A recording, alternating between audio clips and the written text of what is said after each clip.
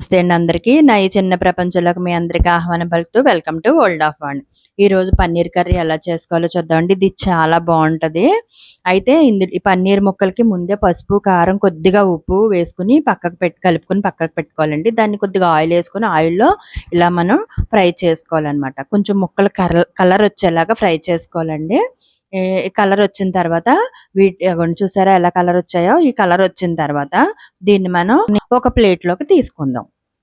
ప్లేట్లోకి తీసుకున్న తర్వాత దీంట్లోకి గసగసాలు, జీడిపప్పు పేస్ట్ చేసుకొని పెట్టుకోవాలండి పక్కకి. ఇప్పుడు ఆ ఆయిల్లో కొద్దిగా ఉల్లిపాయలు వేసుకుందాం. ఉల్లిపాయలు వేసుకుని బాగా బ్రౌన్ కలర్ వచ్చేలాగా బాగా కొంచెం కలర్ మారేలాగా ఫ్రై చేసుకుందాం. చూసారండి ఉల్లిపాయలు ఎలా కలర్ మారిపోయినాయో?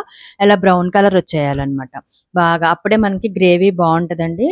ఇందులోకి నేను టమాటా పేస్ట్ వేసుకుంటాను. ఈ టమాటాలు చూసారా? టమాటా పేస్ట్ వేసాను కదా! ఈ టమాటాలు ఏంటంటే నేను ముందుగానే ప్రిపేర్ చేసి పెట్టుకున్నానండి. టమాటాలన్నీ కోసేసుకుని ఈ టమాటా పేస్ట్ కొంచెం ఇలా కలిపేసుకున్న తర్వాత వెంటనే అల్లం వెల్లుల్లిపాయ పేస్ట్ కొద్దిగా వేసుకోవాలి. దాంట్లో మనకి రుచికి సరిపడినంత ఉప్పు వేసుకోవాలి. దాంతోపాటు కొద్దిగా కారంతో పాటు కొద్దిగా పసుపు కూడా వేసుకోవాలి. వేసుకుని దాంతో ఇందాక చెప్పాను కదండి మసాలా ముద్ద వేసి చెప్పాను కదా! మసాలా ముద్ద వేసుకోవాలన్నమాట. ఇవన్నీ కొంచెం ఒక 2 నిమిషాలు పచ్చివాసన పోయే వరకు వేయించుకోవాలండి. ఎక్కువ అవసరం ఉండదు. ఒక 10 సెకండ్స్ 30 సెకండ్స్ వరకు వేయించుకుందాం. ఇందాక నేను చెప్పాను కదా! జీలకర్ర దాని ఏంటిది ఇందాక నేను చెప్పాను కదండి! జీడిపప్పు, గసగసాలు పేస్టు.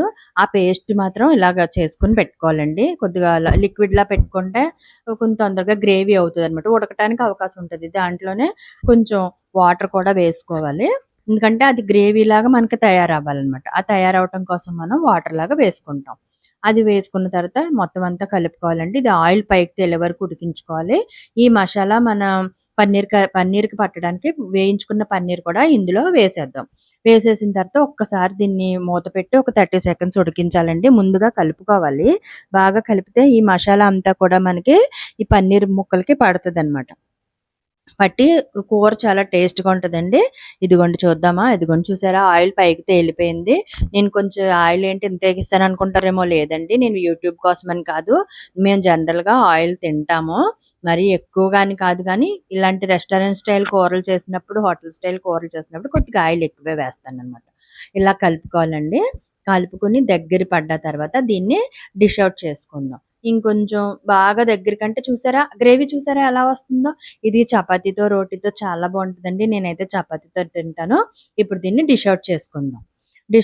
ఇదిగోండి ఇలాగ డిష్ పెట్టుకున్నాను. చిన్న గిన్నె పెట్టుకున్నాను. దీంట్లోకి తీసుకుందాం అనమాట.